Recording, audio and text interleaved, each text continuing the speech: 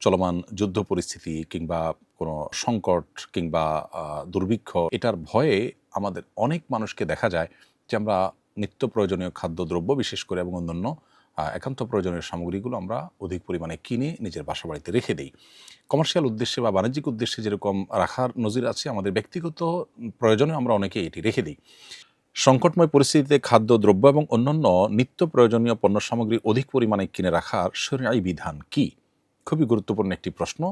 প্রিয় দর্শক, এই প্রশ্ন উত্তরে বলতে চাই, খাদ্যদ্রব্য বা অন্যান্য পণ্য সামগ্রী কেউ যদি অধিক পরিমাণে কিনে রাখেন এবং পরবর্তীতে যখন এর দাম বেড়ে যাবে তখন বেশি প্রফিটে তিনি বিক্রি করেন, এটাকে বলা হয় এহতেকার বা মজুতকরণ।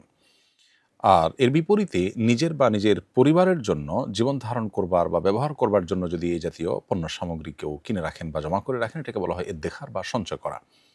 শরিয়ার দৃষ্টিকোণ থেকে স্বাভাবিক অবস্থা যখন বিরাজ করে, অর্থাৎ কোনো দেশীয় বা বৈশ্বিক বড় কোনো সংকট নেই কিংবা যুদ্ধ পরিস্থিতিতে নেই এবং দুর্ভিক্ষ কিংবা দুর্ভিক্ষের ঘন ঘটা বা পদধ্বনি শোনা যাচ্ছে এমন কোনো পরিবেশ পরিস্থিতি নেই, এরকম স্বাভাবিক অবস্থায় কেউ যদি কোনো পণ্য কিনে রাখেন যে এটা যখন দাম বাড়বে তখন আমি বিক্রি করব, তো শরিয়ার দৃষ্টিকোণ থেকে এটি নিষিদ্ধ নয়। ঠিক একইভাবে নিজের বা নিজের পরিবারের ভরণ পোষণের জন্য যদি খাদ্যদ্রব্য বা অন্যান্য পণ্য সামগ্রী কেউ সঞ্চয় করে রাখেন, তো শরিয়ার দৃষ্টিকোণ থেকে সেটাও নিষিদ্ধ কিংবা নাজায়েজ নয় স্বাভাবিক অবস্থায়।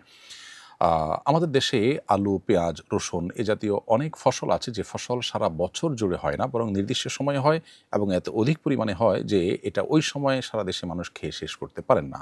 ফলশ্রুতিতে এই ফসলের একটা অংশ বরং রেখে দিতে হয়, মজুত করতে হয় এবং যে সময় ফসল হয় না তখন এটি মানুষের মধ্যে সরবরাহ করতে হয়।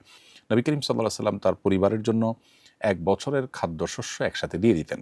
অতএব এখান থেকে বোঝা গেল যে খাদ্যশস্য পরিবারের জন্য ব্যবহার্য যে সমস্ত নিত্য প্রয়োজনীয় পণ্য সামগ্রী এগুলো রেখে দেওয়া বা সঞ্চয় করাটাও নিষিদ্ধ নয়। অনেক উলামা ইকরাম অবশ্য নবী সাল্লাল্লাহু আলাইহি ওয়াসাল্লামের এক বছরের খাদ্য সামগ্রী দেওয়ার এই হাদিসের আলোকে এক বছরের বেশি সময়ের জন্য সেটি সঞ্চয় করে রাখাটাকে নিষিদ্ধ বা মাকরুহ মনে করেন, যদিও হাদিসে পরিষ্কারভাবে এক বছরের বেশি রাখা নিষিদ্ধ সেরকম কোনো কথা বর্ণিত হয়নি। এবার আসা যাক, সংকটকালীন সময়ে আমরা যদি এমনটি করি, বিশেষ করে চলমান যুদ্ধ পরিস্থিতি কিংবা কোনো সংকট কিংবা দুর্ভিক্ষ এটার ভয়ে আমাদের অনেক মানুষকে দেখা যায় যে আমরা নিত্য প্রয়োজনীয় খাদ্যদ্রব্য বিশেষ করে এবং অন্যান্য একান্ত প্রয়োজনীয় সামগ্রীগুলো আমরা অধিক পরিমাণে কিনে নিজের বাসা বাড়িতে রেখে দিই। কমার্শিয়াল উদ্দেশ্যে বা বাণিজ্যিক উদ্দেশ্যে যেরকম রাখার নজির আছে, আমাদের ব্যক্তিগত প্রয়োজনে আমরা অনেকে এটি রেখে দিই। এই ব্যাপারে শরিয়ার দৃষ্টিকোণ হলো, এর ফলে যদি মানুষের ক্ষতির কোনো শঙ্কা থাকে বা মানুষের কষ্টের কোনো কারণ হয় তাহলে সেটি কিন্তু জায়েজ নয়। এমনকি স্বাভাবিক অবস্থাতেও যদি মানুষের ক্ষতি হতে পারে, এই পর্যায়ে যদি কেউ সঞ্চয় করেন কিংবা মজুতদারি করেন তাহলে সেটাকে শরিয়া অনুমোদন করে না। শরিয়ার মূল উদ্দেশ্য হলো মানুষের জন্য ক্ষতির কোনো কারণ যেন না হয়, সেভাবে নিজের ব্যবসা বাণিজ্য নিজের সব কিছুকে পরিচালনা করা।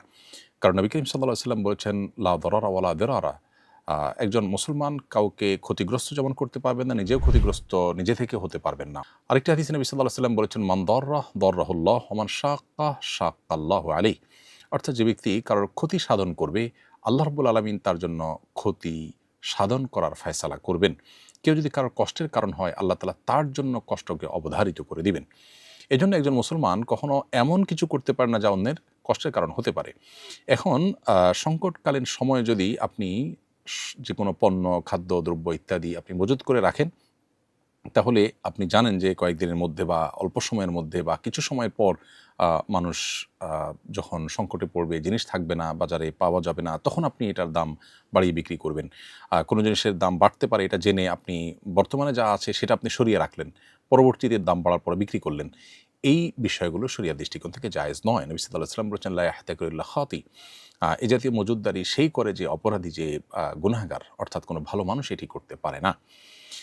আর নিজের পরিবারের জন্য সঞ্চয়ের জন্য বা ব্যবহারের জন্য যে খাদ্যদ্রব্য ইত্যাদি কেনার ব্যাপার আছে, এক্ষেত্রেও একই কথা প্রযোজ্য যে যদি এর ফলে ক্রাইসিস তৈরি হয় বাজারে বা অন্য মানুষের জন্য তাহলে সেটা জায়েজ নেই।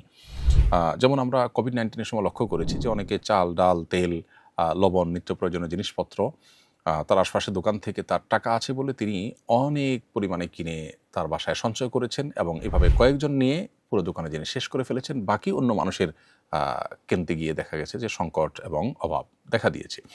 তো এ ধরনের পরিস্থিতিতে যেহেতু অন্য মানুষের কষ্ট হয়, বিধায় এই পরিমাণে কেনা যে যার ফলে অন্যের কষ্ট হতে পারে, বা আমি এরকম আমার মতো আর অনেকে কিনলে সংকট তৈরি হতে পারে, এরকম যদি হয় তাহলে সেক্ষেত্রে একজন ঈমানদার এ ধরনের সঞ্চয় করা থেকেও বিরত থাকবেন। বরং কঠিন এবং সংকটময় পরিস্থিতিতে ঈমানদার আল্লাহর উপর তাওয়াক্কুল করবেন, ভরসা করবেন।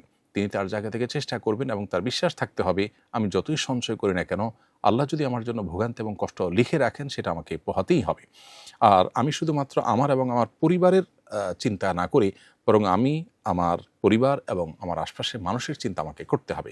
এটাই হলো দ্বীনের শিক্ষা, এটাই হলো ইসলামী মূল্যবোধ, এবং এটাই হলো আল্লাহ রাব্বুল আলামিন আমাদেরকে যে দিন দিয়েছেন সেই দিনের সৌন্দর্য। বিধায় সেই জিনিসটি আমাদের চর্চা করতে হবে, এবং অধিক মুনাফার উদ্দেশ্যে মজুতদারি করা, সংকট তৈরি করা এবং অধিক মুনাফার জন্য অবৈধভাবে মজুতদারি করা, এটা যেমন একজন মুসলমানের জন্য সাজে না, ঠিক তেমনিভাবে নিজের এবং নিজের পরিবারকে বাঁচাবার জন্য অধিক পরিমাণে সঞ্চয় করে বাজারে সংকট তৈরি করা, বা অনেক মানুষ সঞ্চয় করলে সংকট তৈরি হতে পারে সেরকম পরিস্থিতির সৃষ্টি করা, এটা কোনো ঈমানদারের জন্য জায়েজ নয়। বিধায় স্বাভাবিক অবস্থায় এহতেকার বা মজুতকরণ কিংবা দেখার বা সঞ্চয় করা এগুলো জায়েজ হলেও সেটার জন্য শর্ত হলো তাতে যেন কোনো মানুষের বা অন্য সাধারণের সর্বস্তরের মানুষের ক্ষতির কারণ না হয়, বাজারে সংকট তৈরি না হয়। কৃত্রিম সংকট তৈরি করার উদ্দেশ্যে যদি করা হয় সেটা সর্বাবস্থায় নাজায়েজ হয়। আর আপৎকালীন সময়ে সংকটকালীন সময়ে, যুদ্ধাবস্থা বা দুর্ভিক্ষ চলাকালীন সময় বা দুর্ভিক্ষের ঘনঘটা বা পদধ্বনি শোনা যায়, এরকম সময়গুলোতেও আমাদের দায়িত্বশীল আচরণ করতে হবে, আল্লাহর উপর ভরসা রাখতে হবে, এবং শুধুমাত্র নিজের এবং নিজের পরিবারের চিন্তা না করে গোটা সমাজে মানুষের চিন্তা করতে হবে। না হলে আমরা গুনাহগার হতে পারি, আল্লাহর কাছে জবাবদিহিতার মুখোমুখি হতে পারি। আল্লাহ রাব্বুল আলামিন সকল কঠিন পরিস্থিতিতে আমাদেরকে আল্লাহর প্রিয় পাত্র এবং একজন ঈমানদারের যে চরিত্র, সেই চরিত্র ধারণ করার তৌফিক দান করুন, এবং নিজের লোভ, মোহ এবং শুধুমাত্র পার্থিব লালসা এবং শুধু নিজ এবং নিজের পরিবারকে বাঁচিয়ে রাখার যে স্বার্থপরের মতো চিন্তা, সেই চিন্তা থেকে আল্লাহ আমাদেরকে বেরিয়ে আসার তৌফিক দান করুন।